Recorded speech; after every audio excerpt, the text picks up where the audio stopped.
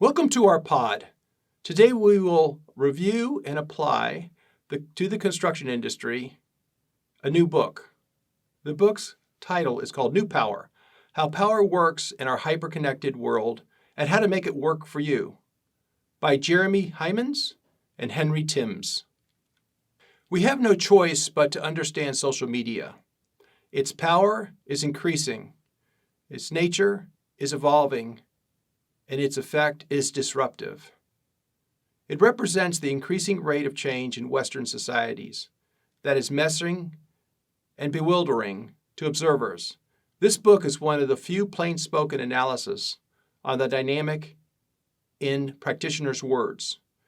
The authors, Heimans and Timms, have written a direct and sometimes first-hand account of how the components of this phenomenon interact and present a perspective of its relationship with its rival, old traditional power.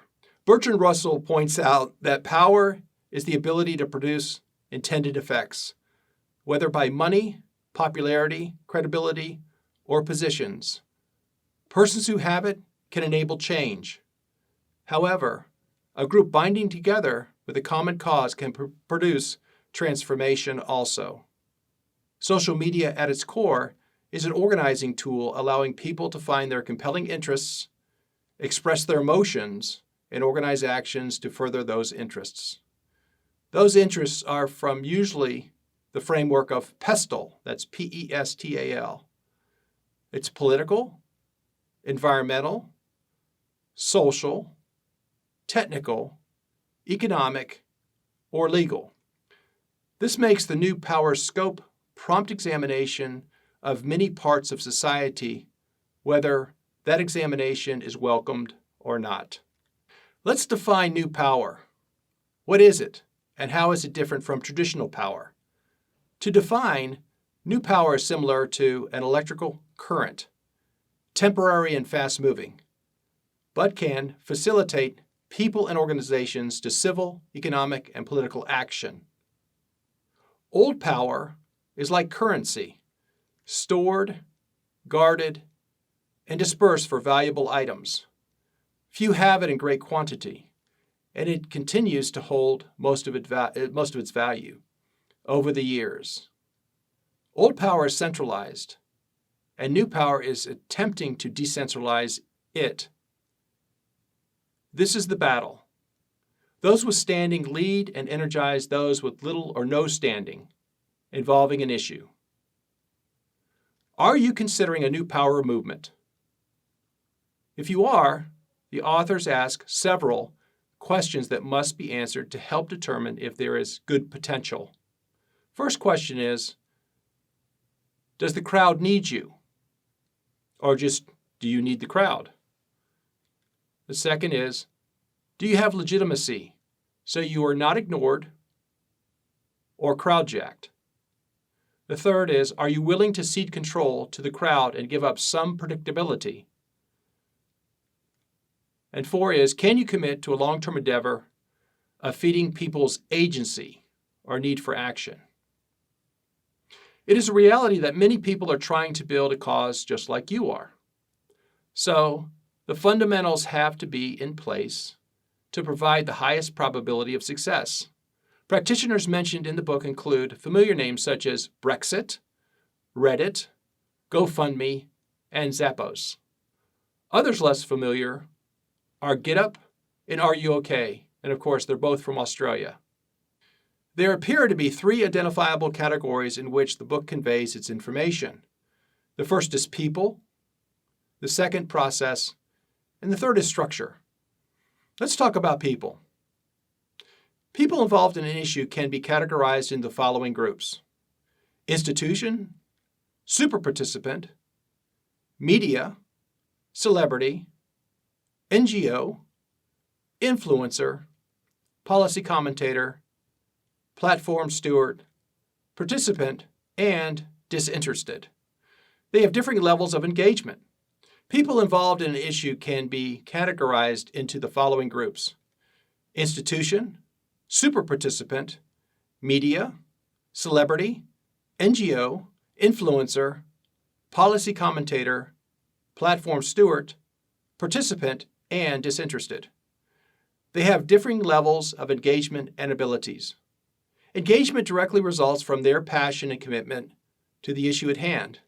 For the disinterested, it is their lack thereof. Ability is a function of tools and networks they access. Media is a significant leverage point to spreading positive word of mouth, while institutions and NGOs have substantial budgets and policy leverage. Traditionally influential people tend to be older as they have spent a lifetime collecting things such as favors that are owed to them, wealth that can be lavished, or connections to enable agendas to be advanced. This dynamic is very much alive. However, there is organized power in crowds, especially the silent majority of people who believe in and will act on a single issue. They can win elections, affect business income, and sway leaders' judgments who seek popularity. Next, let's explore the process. There are 5 sequential steps to building new power. The first is find your connected connectors. These are called influencers in some circles. These people have the emotion to continue with intensity. The subject of their focus matters to them, and they are advanced in their thinking and capabilities to an uncommon level. The second is build a new power brand. The brand is the outward face of the voice of the organization. There is a discipline to their projection to the world. Whether an individual or a group, it does not matter.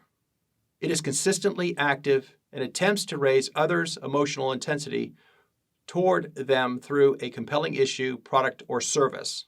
The third step is lower the barrier, flatten the path. Causes are successful when attracting all people interested, including those with low intensity. Once on board, then, continuing to keep them engaged is a critical practice. The high-achieving topic warriors will continue to draw attention and become the movement's personalities. They will garner the majority of the media interviews and guest editorials. However, raising the number of participants produces an intended result, that is, voting patterns, economic power, or unpopularity. One tactic is to make people founders by act and designation. Those who started the movement, that is, this positive effect that this has, this label, visits itself on people because they feel ownership and an obligation to build. So campaigns keep their initial membership open longer to attract more people in this beginning membership group. Another step is move people up the participation scale. Raising the intensity of the growing number of attendees gives old power holders pause to consider the group's potentially significant effect. There is a sequential listing of the categories in the book, starting at sharing, for those we want to move up the scale, and ending with shaping. This last stage's activities are retweeting or forwarding messages and proceeding to written and spoken advocacy. Another step in which to build a crowd is harness the 3 storms. These storms components are contrast, drama, and urgency. You have to have that in a successful campaign. This is the fodder for attracting attention and intensity.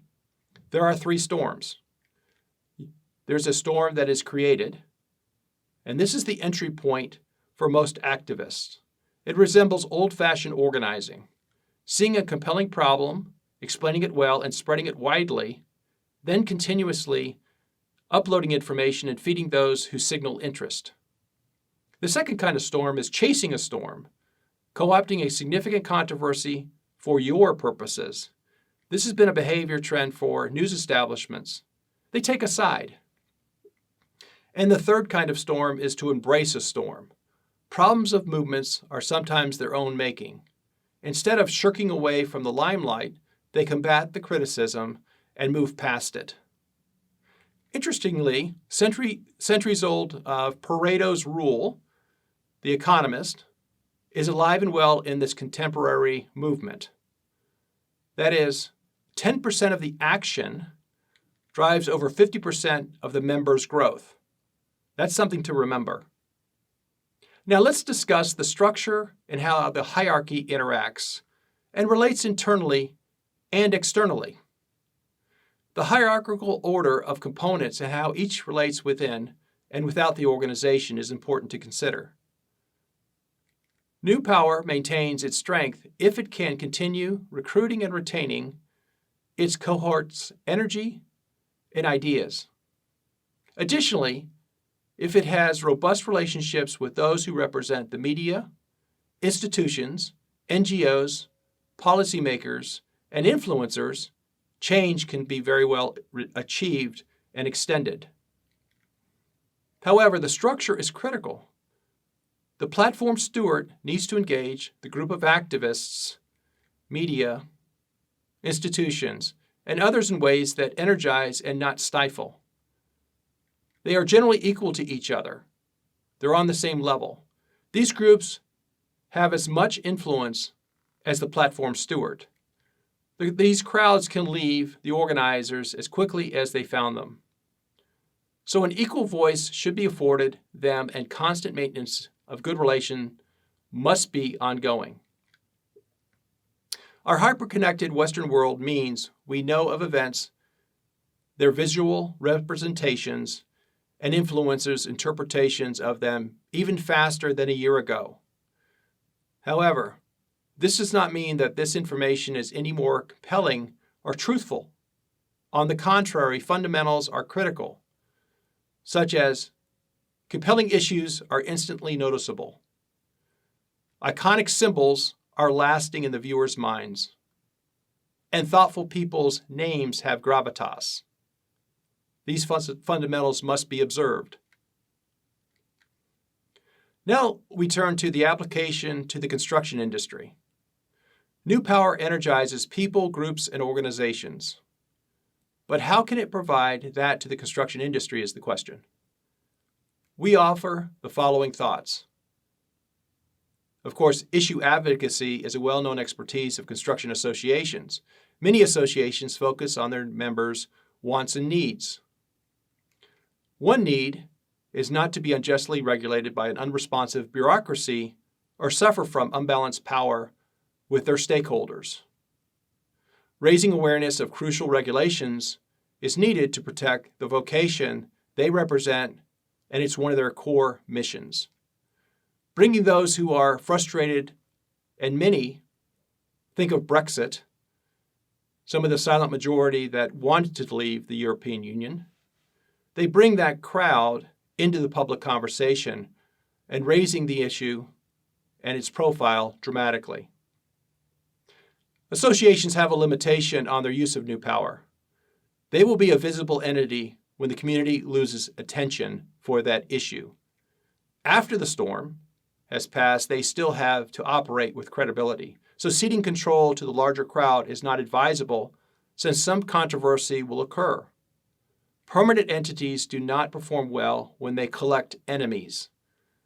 Even a 10% segment of the crowd adds to other groups who will work against the association. Cumulatively, a plurality may exist after only a few campaigns. Other examples in this book show that many platform stewards fade away and sometimes move on to other causes or interests. Other focuses include placing the most promising young people and the best professionals in the limelight, and this is done often. Some communication might consist of positive facts about a career in the construction industry and the transformative effect the construction has on the communities in which it serves. The dynamics explored and examined in this book are labeled New Power. Of course, this term and what it represents will be replaced eventually. Still, for now, it is a force already affecting careers, quality of life, and relationships between numerous groups. Furthermore, it is a force that can be used selfishly or transcendently. Unfortunately, authors Hymans and Timms interject their politically partisan barbs at those not on the progressive side of politics. This hackery and advocacy take away from the book's gravitas and is an enforced error and furthering others' understanding of social media and movements. This leads us to an examination of the co-opting of new power. Those who want to engage a movement for their purposes can often focus on platform owners and super participants to continually repeat a self-serving narrative. However, people are becoming less naive about the purity of movements. Observers know each sponsored group commits small hypocrisies that sometimes morph into significant ones. Most of us will be participants, not platform stewards or super participants. However, awareness of new power's workings makes us savvier engagers who are less surprised when campaigns gain rapid power, and we're better selectors of positive long-term social movements.